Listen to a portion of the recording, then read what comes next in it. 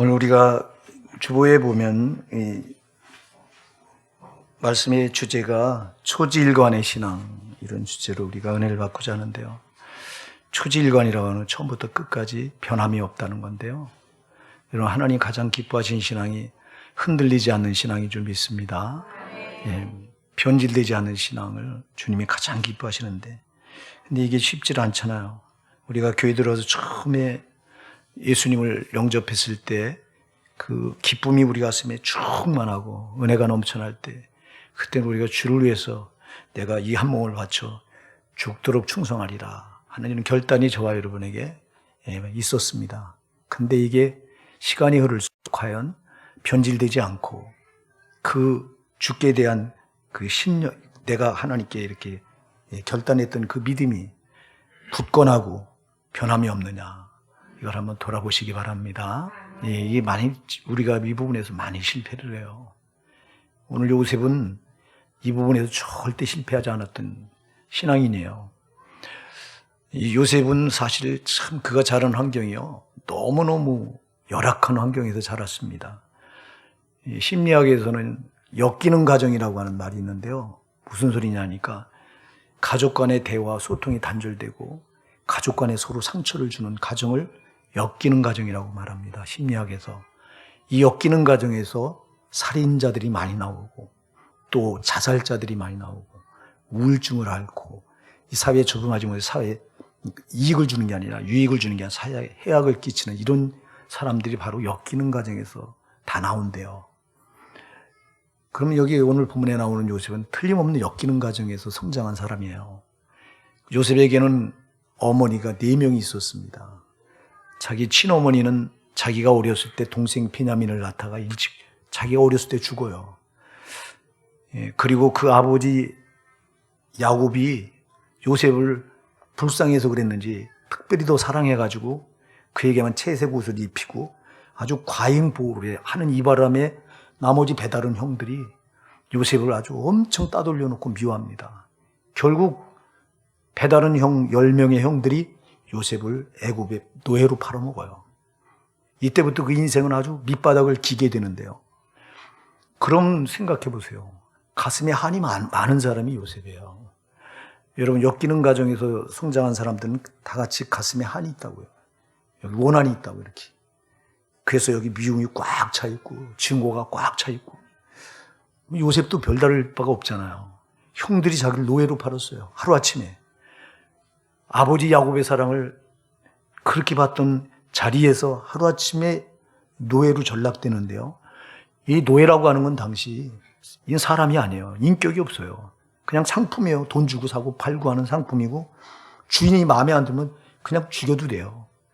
이거는 이렇게까지 그런 바닥까지 떨어졌으니 형들에 대한 증오와 적개심이, 미움이 여기 꽉 차 있어야 당연한 거예요. 그리고 하나님께 대해서도 원망이 여기 꽉 차 있어야 돼요. 네? 그 요셉을 팔아먹은 사람들은 자기가 한 고륙이에요. 아버지, 어머니는 다르지만 아버지 야곱의 피를 다 같이 물려받은 고륙이에요. 혈육이에요. 그리고 다 같이 하나님을 믿는다고 말하는, 하나님께 제사를 드리고 하나님 이름을 부르는 같은 신앙을 가진 사람들이에요. 근데 요셉을 이렇게 노예로 팔아먹어요. 그러면 그 인생은 끝난 거고요. 그 인생은 여기 적개심으로 똘똘 뭉쳐서 인생을 포기하고 살아야 마땅한 거예요. 엮이는 가정에서 자란 그 사람들이요, 그 세상에 적응하지 못하고 이제 그 세상에 해악을 끼치고 살인자가 되고 또 자살자가 되고 우울증을 앓으면서 이렇게 하는 이유가 뭐냐면 인생을 포기했기 때문에 그런 거야. 난 인생 소망 없다. 자란 환경이 그렇다 보니까, 자란 환경이 찍어 누르면서 상처받고 자라다 보니까 난 끝난 인생이다, 이렇게 생각한다는 거예요. 요셉도 똑같은 거잖아요. 근데 여러분, 놀라운 건 요셉은요, 그렇게 상황이 하늘에서 땅 끝까지 떨어지는 격차가 어마어마한 그 인생으로 전락이 되는데도 삶의 균형이 무너지지 않는다는 거예요. 여러분, 우리가 배워야 될 부분입니다. 우리는 조그만 어려움이 와도 누군가가 조그만 나한테 손해를 끼쳐도 우리는 원수로 갚으려고 하고 우리는 이를 갈고 이렇게 이러잖아요. 여러분, 우리 이 요셉은요, 본문에 나온 요셉은 절대 그렇게 하지 않았어요. 오히려 그가 노예로 팔려가서요. 노예로 팔려가서 주인 보디발에게 인정을 받아요. 예, 노예는요, 수동적이에요. 주인 눈치 보고 주인 없으면 자기 마음대로 하고 주인이 있으면 주인 앞에서는 잘하는 척하고 살아남으려니까. 그래서 눈치 보는 인생이어야 되는데 요셉은 한결같았어요. 주인이 보건 사람이 보건 안 보건 그는 항상 변함없어요. 성실했고 아주 충성스러웠고 그리고 겸손했고 이게 아주 요셉의 성품이에요. 특징이에요. 아주 특징이.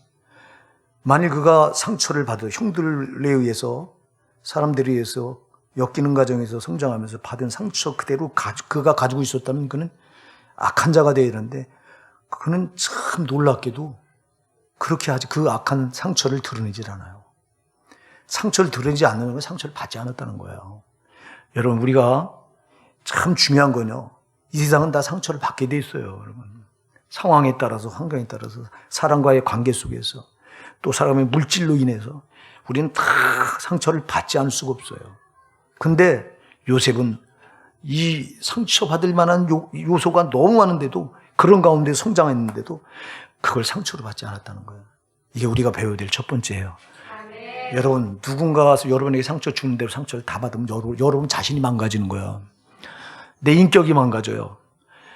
그래서 내가 누군가를 판단하고 비판하고 정죄하고 원망하고 미워하고 이게 다 상처를 있는 대로 다 받으니까 그 상처가 나한테 그렇게 나오는 거야. 여러분 상처 있는 사람이 상처를 주는 거야. 그냥 여러분 첫 번째가 상처를 받지 않으셔야 돼요. 이걸 잘했던 인물이 구약 성경에 나오는 다윗이에요.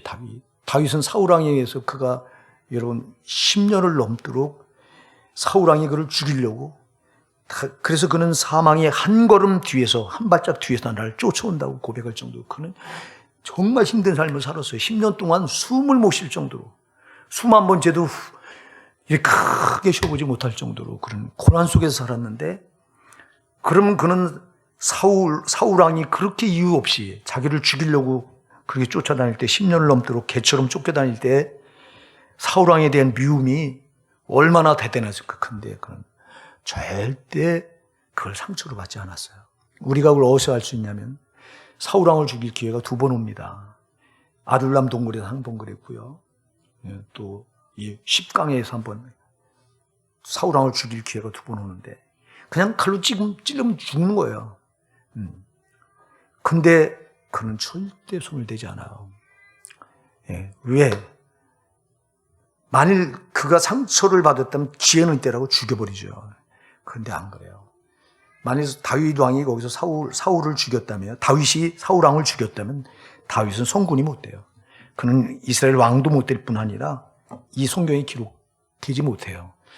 그만큼 그가 잘했던 게 뭐냐면 상처를 주는 대로 절대 그대로 다 받지 않았다.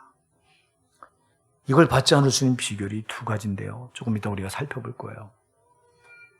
여러분 절대 상처를 상처로 받지 마시기 바랍니다. 상처를 누군가 나에게 상처를 준다고 할 때 이걸 상처로 받으면 손해는 나만 손해인 거예요. 나만 구부러지고 나만 여러분 내 인격이 구부러지면 안 되잖아요. 하나님 앞에 하나님 정직하시고 똑바른 분이기 때문에 우리도 하나님 앞에 똑바르게 되는 줄 믿습니다. 근데 우리 인격이 하나님 앞에 삐뚤어지고 굽어지고 하는 게 다 상처받으면 그게 다 그래요. 그래서 미움, 원망, 징후로 똘똘 뭉친 건 내가 구부러졌다는 거예요. 내 마음이 지금 내 속이 아주 이렇게 굽어져 있다는 거예요. 이거는 여러분 내가 감당해요. 이거 구부러진 것 때문에 안 되는 거야. 상처받은 사람이 왜 안 됩니까? 세상 나가서 상처받은 사람이 안 되는 이유가요. 구부러져 있기 때문에 안 되는 거예요. 그래서 상처를 받으면 이렇게 구부러져. 증오와 미움과 시기와 분쟁과 분냉과 원망과 이런 게 꽉 똘똘 뭉쳐갖고 구부러진 인생이 돼버리는 거예요. 이 구부러진 인생에게는 소망이 없는 거예요.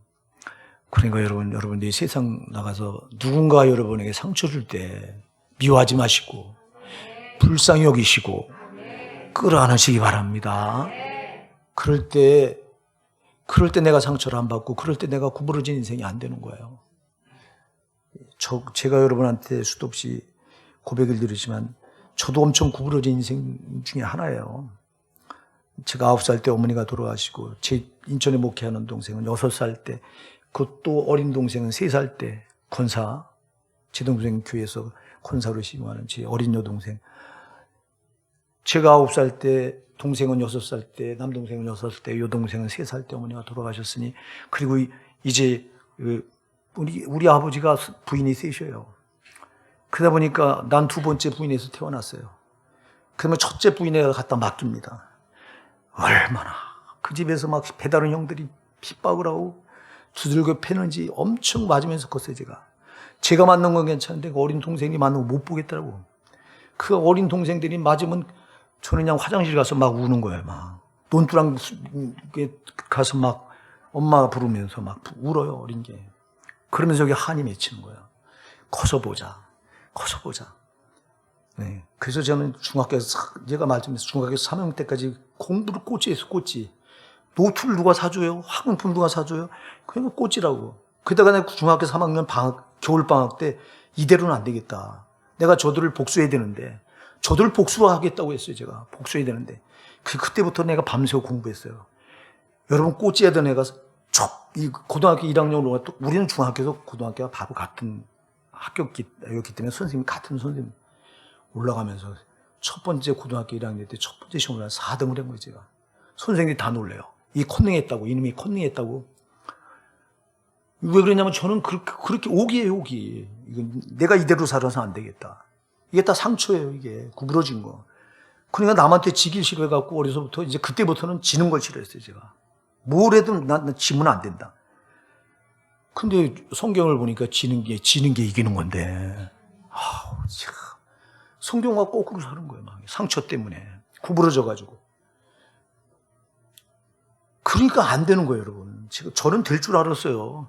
이렇게 하는데 왜 안 돼요, 난. 되지. 근데 안 되는 거예요. 그게 나중에 깨달은 건데, 이 상처가 구부러진 여기서는 될래야 될 수가 없는 거예요. 제발 상처받지 마시고, 여러분에게 상처 주는 사람이 더 사랑하시기 바랍니다. 나를 잘되게 하려고 하는구나. 어리석으니까 믿음이 없으니까. 다윗은 믿음이 있었기 때문에 상처를 주는 사울왕을 미워하지 않았어. 절대 미워하지 않았어. 더 존경했어, 막. 더 존경. 아버지라고 불러요, 여러분. 쫓겨다니면서 아버지요. 요나단 때문에. 그 사울왕 아들 요나단과 자기가 맹세를, 아주 언약을 맺는데요. 이 언약 때문에 원수인데, 사울왕은. 자기를 죽이려고 한 원수인데, 그 언약 때문에 아버지라고 부른다고. 아니, 이게 가능한 일이에요? 그가 상처를 받으면 아버지가 아니라 원수예요. 근데 그는 아버지라고 불러요. 그리고 자기 손을 빌려서 절대 자기 손으로 해하지 않아요. 자, 여러분.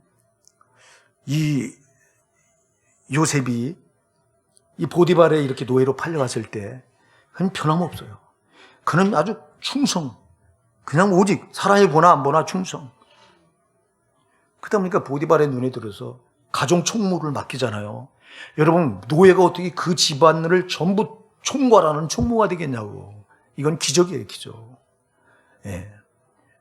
그가 증오, 적개심, 미움 이런 게 꽉 차 있더라면 그는 노예로서 여러분 그냥 수동적인 삶을 살았을 거예요. 다른 노예처럼 그냥 눈치나 보다가 적당히. 끝난 인생이니까 그냥 그런 대로 밑바닥 인생이니까 여기서 더 올라갈 소망이 전혀 없으니까 여기서 어떻게 올라갑니까, 노예에서. 그럼 그냥 밑바닥 인생을 그냥 살고 말았을 때 그는 그렇게 하지 않았어요. 정말 그 집에서 가정 총무로 가정일을 다 집안일을 돌보는 총무가 됐는데 그 보디발의 아내가 요셉이 준수하게 생겼다라고 그랬어요. 잘생겼다고 그랬어요, 성경이. 그러다 보니까 이 요셉의 아내가 보디발의 아내가 요셉을 유혹을 합니다. 요셉은 이때 18살, 막 20도 안 된 나이니까 막 그냥 동침하자고 막 계속 유혹을 합니다. 한날은 다 일부러 그 집안에 있던 하인들을 다 안에 보내고 자기와 요셉만 딱 있도록 환경을 만들어 놓고 요셉을 덮치려고 할 때 그때 요셉이 도망치는데 그 겉옷을 이 여인이 붙들고 안 놔주니까 이걸 벗어놓고 빼고 도망쳤어요. 그랬더니 이 보디발 아내가 이 겉옷을 딱 친거를 가지고 자기 남편에게, 보디발은 여러분 그때 애굽의 2인자입니다. 막강한 자입니다. 사람을 죽이고 살릴 수 있는 권세를 가진 자예요. 그 남편에게, 봐라, 당신이 애굽에서 사온 노예, 이 노예가 나를 겁탈하려고 이 옷을 여기다 내가 이 증거도 이 겉옷을 이렇게 내놓는다. 2명을 뒤집어 쓰고 감옥에 갇히는데, 이 감옥은 왕에게 중죄를 지은 자들, 죽어야만 나오는 감옥이에요. 거기에 갇히게 돼요. 그럼 노예에서 더 떨어질 곳이 없는 줄 아는데 정말 이번에는 아주 죽음의 나락으로 떨어진 거예요. 노예는 그래도 생명이라도 부지해 있잖아요. 왕의 죄수들은 이건 처형당합니다. 여기 들어간 자들은 처형당하는 곳이에요. 불러내서 여기 감옥 가뒀다가 불러내서, 그럼 여기 들어간 거예요. 여기 그럼 죽음의 자리까지 데려간 거예요. 그럼 여기서 끝난 거 아니에요? 근데 끝납니까? 여전히 변함없이 거기 가서도요 충성을 다해요. 그래서 전옥에게 인정을 받았다고 그랬어요. 야, 이게 어떻게 가능합니까, 여러분? 우리 같으면 우리 절망적이잖아요. 이제 더 이상 진짜 죽음의 자리까지 내려갔잖아요. 이제는 이 감옥에 갇혀서 언제 불러내서 목을 칠지 모르는 상황인데, 그런데 여기서도 그는 변함이 없어요. 변질되지 않아요. 여러분, 제발 변질되지 않길 바랍니다. 변질되지 않는 게 중요해요. 근데 우린 변질돼요. 여러분, 인간은 환경의 동물이라고 사회학에서 말하잖아요. 환경의 동물이라 환경에 따라서 바뀌어지게 돼 있어요. 환경이 열악한 데 가면요, 환경이 정말 힘든 데 가면요, 사람이 악해지는 거예요. 악해진다고. 여러분들 복음을 전하다 보면요, 가난한 사람들이 우리가 보면 하나님을 더 찾을 것 같잖아요. 정말 힘들고 가난한 분들, 또 닦아져, 저분들이 예수 믿고 진짜 땅에서 고생했으니, 이 세상에서 고생했으니 꼭 천국 가셔야 되잖아요. 그래서 우리는 그런 마음을 가지고 전도합니다. 저는 적어도 그런 마음을 가지고 정말 힘든 분들 만나면 그런 마음을 가지고 전도를 해요. 근데 그런 분들이 오히려 막 복음을 거부하는데, 그냥 거부하는 게 아니라 막 증오로 거부해요. 저는 여러 번 겪었어요. 그게 왜 그러냐니까, 이렇게 밑바닥 인생을 살아가다 보면 그 받는 상처에서 남는 게 악밖에 없어요. 악밖에 없다 보니까 선의로 받아들이질 않아요. 우리가 전도하는 걸. 이게 이런 거예요. 그러니까 요셉도 생명이 경각에 달려는 이 마지막 죽음 직전까지, 바로 죽음의 자리까지 내려간 건데, 그럼 여기서 나타나야 되는 건요, 악이 나와야 되는 거야, 악이. 근데 악이 안 나와요. 끝까지 선이 나와요. 이게 우리가 배워야 될 신앙입니다. 여러분, 제발 사람 절대 미워하지 마시고 원망하지 마시고, 사람은 여러분 절대 원망할 대상이 아무도 없어. 미워할 대상이 아무도 없어. 오직 사랑. 내가 예수님께 받은 사랑이 그거잖아요. 우리 예수님이 나를 그냥 사랑한 게 아니잖아요.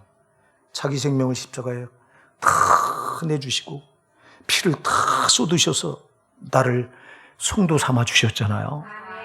내가 이 사랑을 받았는데, 이 사랑이 이렇게 대단한 사랑인데, 이 사랑을 받았다고 말하면서 우리에게 이 사랑을 받아서 우리에게 미움이 없어야지. 왜 근데 나는 이 미움이 안 가져서 누군가를 미워하는 이 일을 계속 쏟아내고 있는 이유가 뭐냐고, 이게. 그냥 나에게 아직 상처가 있다는 거, 이게. 치유해야 돼요, 이거. 치유 받으셔야 돼요. 고치셔야 돼요, 이거. 오늘 예수 이름으로 치유되기 바랍니다. 오늘 저와 여러분의 상처가 예수 이름으로 뿌리째 뽑혀나갈지어다. 이게 뽑혀나가야 돼, 이게. 저 더러운 원수가, 마귀가 우리 마음에다 계속 상처를 주는 게, 여러분, 사람이 주는 게 아니에요. 저는 더러운 원수가 우리 마음에다가 아주 이런 것들을 심어서 아주 우리 인생을 구부러뜨리려고 하는 거예요. 이런 게 들어와서 상처를 받아서 우리 인생을 구부러뜨려서 여기서도 안 되고 우리 영혼까지 지옥 보내려고 마귀가 발악하는 건데, 속지 마시고요. 상처 받았다면 여러분들이 빨리 회개하시고, 털어내시기 바랍니다. 쌓아놓지 말고 털어내셔야 돼요. 근데 거기서 감옥에 갇혀서 그렇게 최선을 다하는 모습을 우리 하나님 보셔요. 그래서 여러분들이 창세기 39장 21절에 보면요, 그런 말씀이 있어요. 여호와께서 요셉과 함께 하시며 그에게 인자를 더하셨다 그랬어요. 여호와께서 요셉과 함께 하시며 그에게 뭘 더했다고요? 인자를 더했대요. 자, 여러분 보세요. 하나님 보시잖아요. 보고 계신 거예요. 보니까 변함이 없어. 노예로 팔려가 형들한테 미움을 그렇게 받을 때도 형들을 미워하지 않았고, 형들이 그를 노예로 팔아서 가장 밑바닥 인생으로 떨어졌는데도 절대 흔들림이 없고, 거기서 죽음의 자리 감옥까지 떨어졌는데도 조금도 변질이 안 되는 거예요. 이걸 주님이 보시고 하나님께서 요셉과 함께 하시며 그에게 인자를 더하셨다 그랬어요. 이게 참 중요합니다. 여러분, 하나님께서 아라비안 나이타는 거인처럼 뿅 하고 나타나셔서 그가 처해 있는 환경, 감옥에 있는 환경에서 야, 요셉아, 너 잘했으니까 나와 하고 꺼내낸 게 아니에요. 우리는 보통 기도하면서 주님, 나에게 이러이러한 환경, 이런 상황이 있으니 이거 바꿔주세요. 나 여기서 건져내 주세요. 우리는 상황이 변화되고 환경이 바뀌어지기 위해서 기도하는데, 여러분 잘 기억하셔야 돼요. 하나님은 우리의 요셉에게 그런 상황에서 그를 상황을 바꾸는 것도 아니고 환경을 바꾸는 것도 아니고, 다만 하나님께서 하신 거니 뭘 더하셨다? 인자를 더하셨다는 거예요. 할렐루야. 여러분, 하나님이 자기 사랑하는 자기 백성들이 고통 중에 있을 때 가장 먼저 하는 작업이 인자를 더하는 거예요. 할렐루야. 인자를 더하시는 거예요.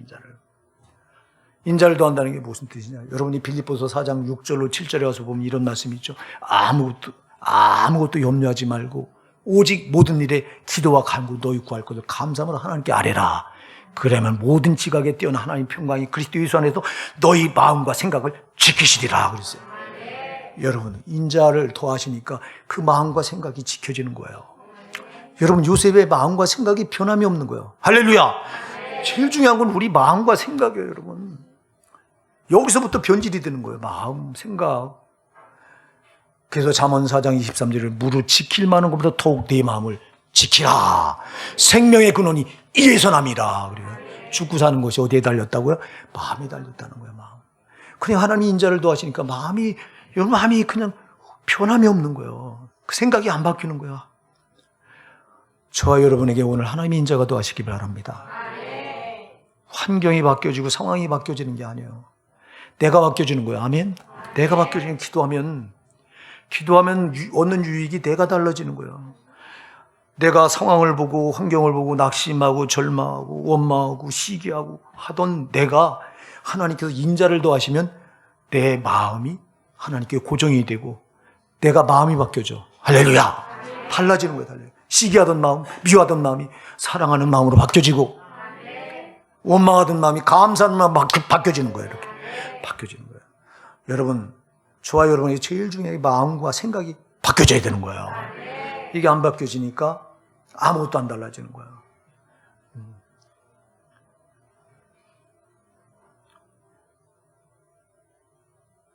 우리가요, 하나님을 보면, 보세요. 아니, 보디발의 아내가 요셉을 유혹해 왔을 때, 그가 이렇게 말합니다. 내가 어찌 큰 죄를 범하고 하나님께 득지할 수 있사오리까? 하나님께 죄를 범할 수 없다는 거야. 그 고백이. 그럼 하나님이 그런 요셉에게 상을 줘야 되잖아요. 아니, 그렇잖아요. 보디발의 아내가 노예로 팔려가서도 그렇게 변함없이 변질되지 않고 흔들림 없이 그 신앙을 똑바로 붙들고 있고, 그리고 보디발의 아내가 유혹해 왔는데, 여러분, 보디발의 유혹은요, 요셉에게 기회예요, 기회. 왜 기회인지 아세요? 보디발은 형들에 의해서 그렇게 지금 노예로 팔려서 보디발의 아내에게 잘 보이면 여기서 벗어날 수 있는, 출세할 수 있는 길이 열린 거예요, 지금요.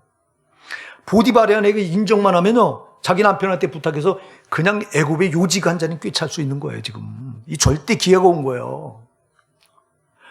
여러분, 엮이는 가정에서 자란 사람들의 특징이 뭔지 아세요? 아까도 제가 얘기했잖아요. 자기가 이렇게 차별을 받고 상처를 받고 자라다 보니까 나중에 커서 보자는 거예요.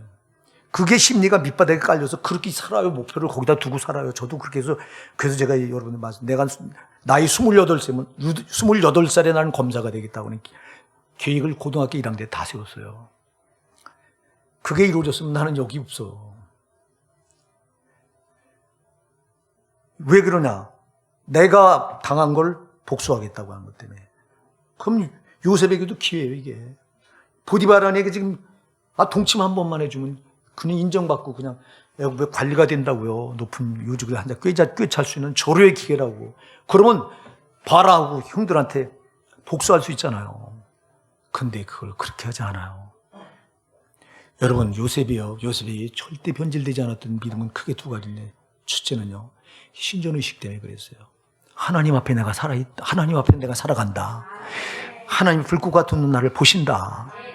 내가 좋을 때건 평안할 때건 내가 힘들 때건 내가 어려움을 당할 때건 내가 짓밟힐 때건 항상 하나님 나를 보고 계신다.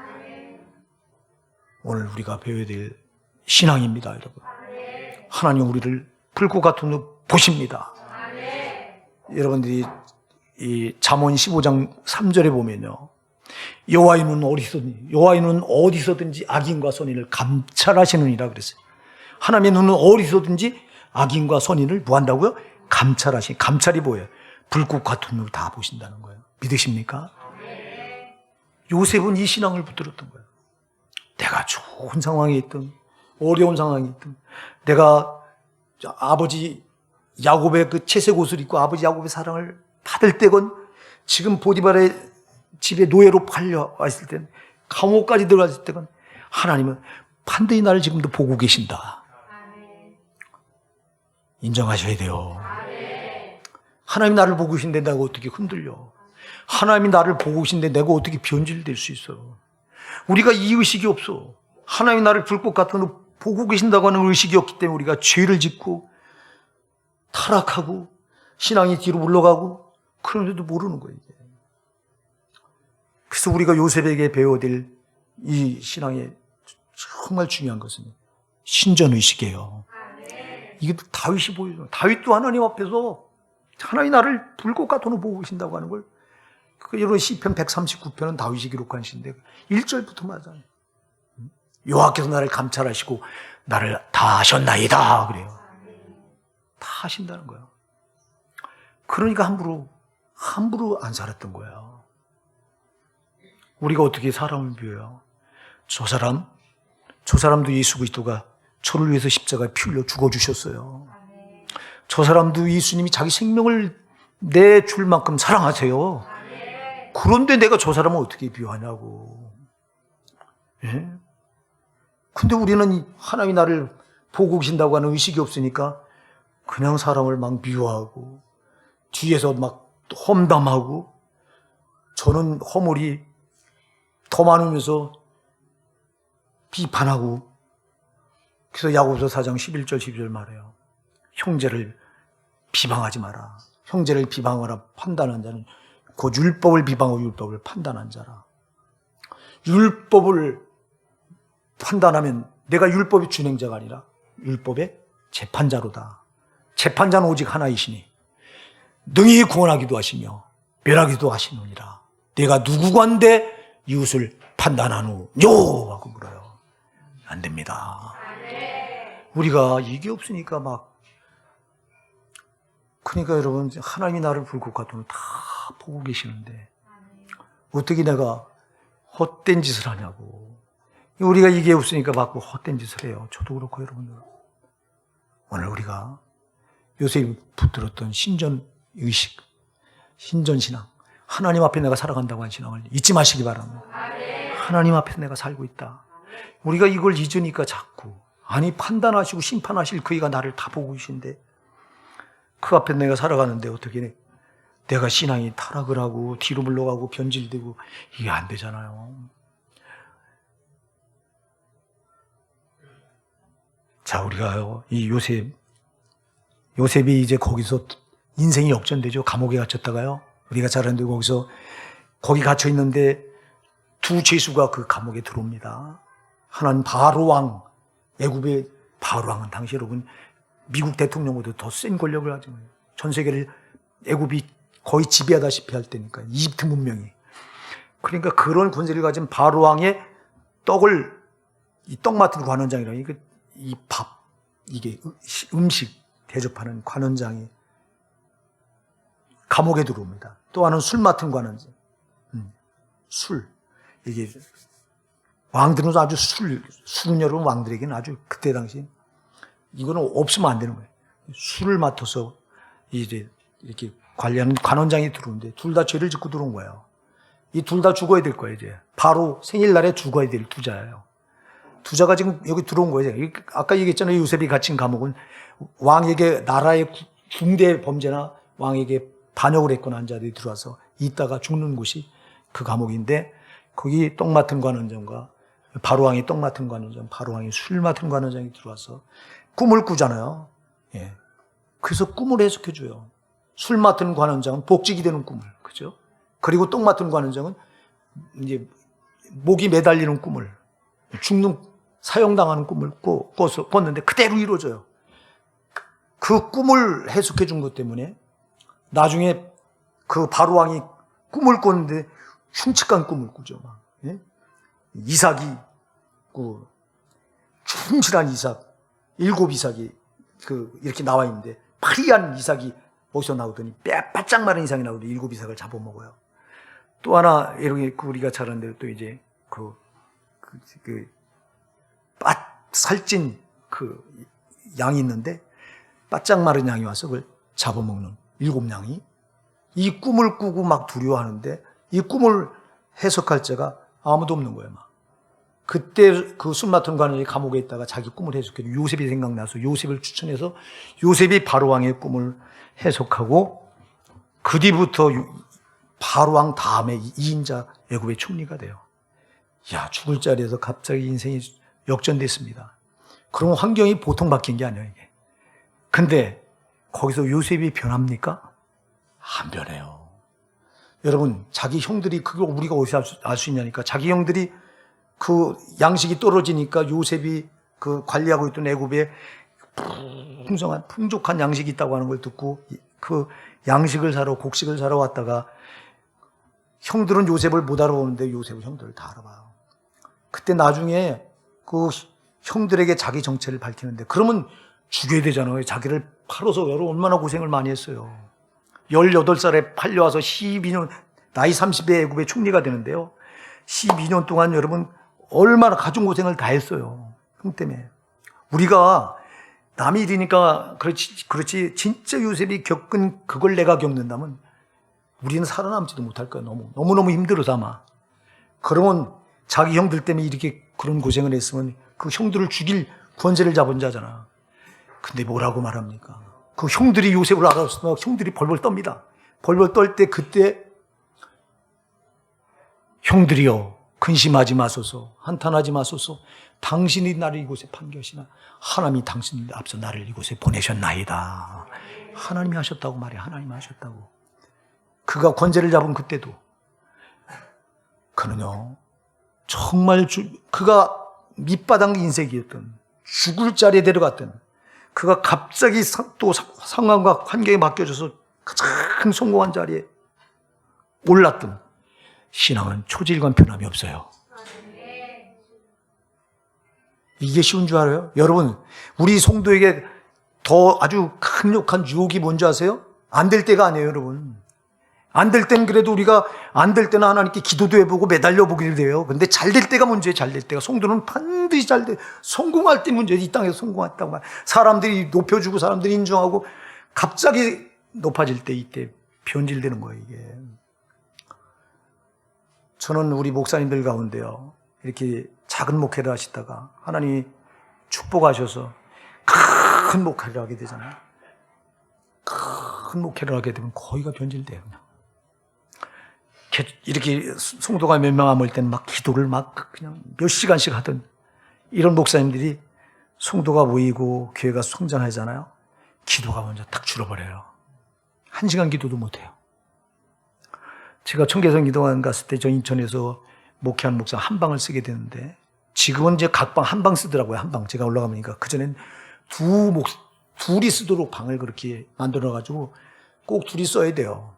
제가 먼저 들어갔어요. 제가 월요일 날 들어가서 전 토요일 날 내려오는데 월요일 날 들어갔는데 그분은 다음 날 화요일 날 들어오더라고요. 화요일날 들어와서 내 잠만 자요, 그냥. 식당 가서 밥 먹고 오면 자고, 밥 먹으면 자고. 저는 밥 먹으면 산에 기도하러 올라가고, 새벽 기도 거기 4시 반에 있거든요. 새벽 기도하러 꼭 운전 나눠 올라가고 하는데, 이분은 새벽 기도 그냥 잠만 자. 그리고 그분이 목요일날, 화요일날 들어왔다가 목요일날 내려가더라고요. 목요일날 내려가는 날 저를 불러요. 뭐 대화도 못했죠. 뭐 자기는 자고 나는 뭐 하고 하니까. 예. 그래서 제가 저를 부르면서 커피를 한 잔 마시면서 목사님 얘기 좀 합시다 하고 부르다가 자기 처지를 밝혀요. 자기가 인천에서 목회하는데 교회가 500평 교회래요. 실평수만 500평 교회예요. 큰 목회를 하시는 목사님이죠. 그래서 내가 목회하다 지쳐서 지금 사실 여기 쉬러 들어왔다고. 그러면서 저에게 뭐라고 하나? 저는 목사님이 참 부럽습니다. 난 목사님 그렇게 기도하러 다니시고 뭐 그렇게 시간마다 새벽 기도 나오고 나는 내가 목사님을 보면서 나를 다시 돌아봤다고 그래요. 그분이 그래요. 사실 나도 목사님처럼 처음에 그 작은 교회 있을 때는 그냥 기도 매달리고 오직 하나님께 매달렸는데 이렇게 큰 목회를 하다 보니까 아쉬울 게 없으니까 나도 모르게 이렇게 변질이 돼서 이렇다고 자기 처지를 솔직하게 얘기하시더라고 목사님이. 그러면서 나는 자기가 부러운데 나 그렇잖아요. 자기는 큰 목회하니까 나는 자기가 부러운데 자기는 내가 부럽대요. 여러분 이게 뭐냐니까 상황이 환경이 사람을 그렇게 만드는 거예요. 그러니까 변질 안 될 수가 없는 거예요. 여러분 우리가 요셉 같은 경우도요. 큰 밑바닥 인생을 살다 갑자기 성공한 자리에 올라섰는데 권세를 권세를 쥐고 마음껏 뒤를 수 있는 그런 자리에 올랐는데 여러분 왜 그거 이걸 어떻게 안 하겠냐고. 근데 그는 끝까지 겸손해요. 할렐루야. 끝까지 그는 하나님만 바라. 이게 신전의식가 아까도 얘기했죠. 하나님 앞에 사는. 그리고 그가 보세요. 그가 노예 자리에 있던 감옥에 있던 형들에게 미움을 받던 노예로 팔려왔던 또 더 밑바닥 자리 죽음의 자리인 감옥에 들어갔던 거기서 또 역전이 성공의 자리에 왔던 그가 흔들리지 않았던 이유가 아까 저기 신전의식도 있지만 또 하나가 있어요. 그는 하나님의 선하심을 믿었던 거예요. 하나님의 선하심을 믿었던 거예요. 나에게 이 상황이 최선이게 하나님이 허락하신다. 누가 여러분 어려운 상황에서 이게 나한테 최선이니까 하나님 나한테 허락하신다. 이렇게 생각하는 사람이 누가 있어요? 로마서 8장 28절 말하죠. 우리가 알거니와 하나님을 사랑하는 자, 그 뜻대로 부르심을 입은 자들에게 모든 것이 합력하여 선을 이루느니라. 요셉은 이 신앙을 붙들었던 거예요. 여러분 하나님은 선하십니다. 하나님 나를 이 노예로 팔려오게 할 때도 여기가 이 자리에 내가 있어야 되는 게 최선이게 하나님 나를 이곳에 보내신 줄 믿습니다. 감옥에 들어가서 죽을 자리 감옥에 들어가서도 나를 이곳에 보내신 하나님, 내가 이 자리가 나에게 꼭 필요할 때면 하나님 여기 보내신 줄 믿습니다. 이게 가능하냐고. 우리는 어려움이 오면요 하나님 이럴 수 있습니까? 내가 믿음으로 살려고 하고 기도로 매달리는데 하나님 왜 이래요? 왜 나에게 이렇게 어려움을 주는 이유가 뭐예요? 어리석은 제가 그랬어요. 여러분 목회하면서 지금은 안 그러지만 옛날에 기도하면서 교회를 성장시켜 보려고 하는데 교회는 성장이 되지 않지. 하나님 내가 다른 목사보다 기도를 적게 합니까? 내가 말씀을 덜 합니까? 교만이 땅 머리까지 차올라가지고 막 이러는 거예요. 근데 내가 나중에 깨닫고 보니까 나는요 교만하게 짝이 없어요. 여러분이 몰라서 그러지 나는 진짜 교만한 자예요. 여러분 아까도 말했지만 상처가 많은 자라 교만한 자예요. 하나님은 아시는 거예요.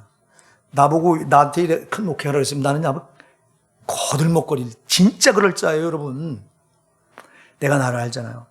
그냥 하나님 그럼 난 지옥 가야 돼요.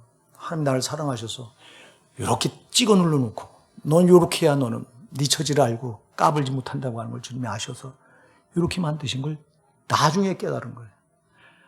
그래서 제가 나중에 작은 목회 주셔서 감사합니다. 작은 목회하게 하신 거 감사합니다. 이 기도를 얼마나 많이 했는지 몰라. 진짜 너무 감사해서. 그렇지 않으면 내가 타락해서 변질돼서 그 끝은 변질된 사람의 끝은 지옥이에요. 초질관 변질되지 않고 정말 주님 바라보고 간 사람들의 신앙은 천국이에요. 우리 정신 차려야 됩니다. 정신 차려야 된다고.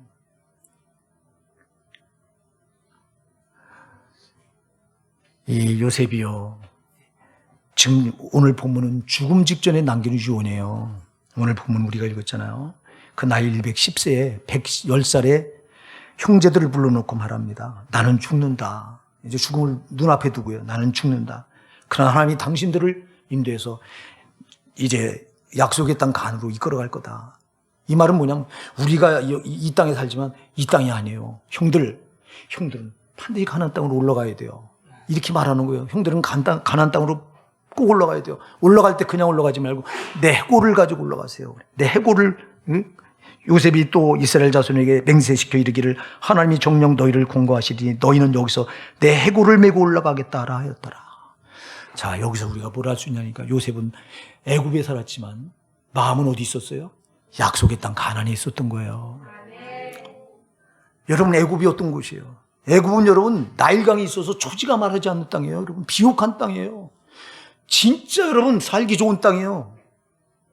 나는 이집트에 그 10년 전에 그 이스라엘 송지순례 갔을 때 그 이집트를 가면 보니까 이집트에 흐르는 그 나일강이요, 우리 한강보다 더 넓으면서 물이 꽉 차 올라요. 여러분, 우리나라가 지금 경제 대국으로 발전할 수 있었는지 한강 때문에 그런데요. 항상 인간의 문명은 물을 끼고 발달해 왔거든요. 그러면 애굽도, 그래서 내가 옛날에 애굽이 이집트가 바로왕 때 그때 그렇게 세계를 제패한 게 이 물 때문이로구나. 거기 가서 보니까 알겠더라고. 그 나일강이 철철 흘러. 그런 좋은 조건을 갖고 이집트가 지금은 저렇게 어렵게 살아요. 이집트 땅에 가보니까 거기 다니는 자동차 다 우리나라 거예요, 여러분. 막 무슨 학원, 무슨 교회, 그 쌓인 글씨 쓴 차들이 막 줄져 다녀, 그냥. 그리고 그 아이들이 쫓아다니면서요. 기분이 $1 이래요. 우리 쫓아다니면서. 야, 딱 하더라고요. 내가 어렸을 때 여러분 미군차 쫓아다니면서 그랬거든요. 기분이 쪼그래. 근데 그걸 그 아이들이 하고 있어요. 그렇게 잘 살던 나라가 저렇게 됐어. 여러분, 진짜 애굽은 살기가 좋은 여건이 다 갖춰져 있어요. 근데 저렇게 못 사는 거야. 하나님께서 여러분들이 성경에 보니 애굽은 저렇게 되리라고 아주 예언을 하셨어요. 왜? 자기 백성 이스라엘을 괴롭힌 나라라 하나님이 애굽을 저주하셨어요. 애굽이 하나님이 저주하면 저렇게 되는 거야. 정신 차려야 돼요. 그러면 그 애굽 땅은 요셉 당시는 진짜 비옥한 땅이에요. 그래서 거기만 곡식이 있었잖아요. 거기만. 다른 데 다 중동 땅이 다 흉년이 들었는데 거기만 곡식이 있을 정도 비옥한 땅이요, 살기 좋은 땅인데, 그런데 요셉은 이 땅이 아니라는 거예요. 저 땅이라는 거예요. 약속에는 저 땅이라는 거예요. 요셉은 몸은 애굽에 살았지만 마음은 약속의 땅에 뒀던 거예요. 가나안에 뒀던 거예요. 여러분 우리가 그래야 됩니다. 몸은 여기 살아가지만 여러분 마음은 천국에 두고 살아가셔야 되는 거예요. 꼭 그런 여러분 되시기 바랍니다. 요셉, 편질되지 않는 신앙, 저와 여러분 꼭 해야 됩니다. 편질되지 않는 신앙, 흔들리지 않는 신앙. 그러면 두 가지가 꼭 관건이 돼야 돼요. 여러분, 신전의식, 내가 하나님 앞에 살아간다. 하나님 날 불꽃 같은 눈으로 언제나 지켜보신다. 또 하나, 하나님 선하시다. 나에게 온 이 어려운 환경이 나에게 꼭 필요하기 때문에 허락하신 거다. 아멘? 진짜입니다, 여러분. 근데 우리는 원망부터 해요. 막 하나님 왜 이래요? 하나님 내가 뭘 잘못했어요? 하나님 내가 기도를 적게 해요. 말씀을. 다른 목사는 말씀을 안 봐요. 야, 건방이 머리 끝까지 차올라서요. 이걸 제가 얼마나 회개하는지 몰라요. 여러분, 하나님은 이 상황이 나한테 최선이기 때문에 허락하신다고 믿으시기 바랍니다. 그리고 결국 합력에 선을 이루게 하시는 하나님이시다. 요셉은 이 두 가지 신앙을 붙들고 그 신앙이 흔들리지 않았고 편질되지 않았기에 이렇게 성경이 기록돼서 오늘 모든 사람들의 입에 이렇게 우러내리는 그런 여기서 우리 입에 우러내린다고 하는 건 하늘나라의 그 이름이 별처럼 빛난다는 거예요. 할렐루야. 여러분, 우리 끝까지 편질되지 않는 신앙 붙듭시다. 근데 내가 목회하면서 지금 편질되지 않는 신자는 별로 내가 참 만나본 적이 드물어 진짜. 다 치면 잘하다가 끝에 가서 편질해요. 끝에 가서 다 바뀌어요. 여러분, 성도는요 처음부터 끝이 좋아야 돼요. 처음엔 좋다 하면서 용두사미가 되면 안 된다고. 세상 사람들은 그래야 되지만 마귀가 붙들고 역사하는 세상 사람들이야 그럴 수밖에 없지만 성령이 붙들고 역사하는 성도는 처음부터 끝이 승해야 돼요. 할렐루야. 끝이 믿음이 좋아야 된다 이 말이에요. 요셉이 그랬던 사람이 끝까지 오늘 유언해서 우리가 이 땅이 아니다. 하나님이 약속을 주신 저 땅에 반드시 올라가야 된다. 나를 여기다 놔두지 말고 내 해골을 반드시 메고 올라가라고 할 정도로 그렇게 그는 소망을 이 땅에 두지 않고 약속의 땅에 두고 살았던 것처럼 우리가 비록 몸은 여기 살지만 우리 마음은 저 천국에다 두고 사십시다. 우리 기도할게요.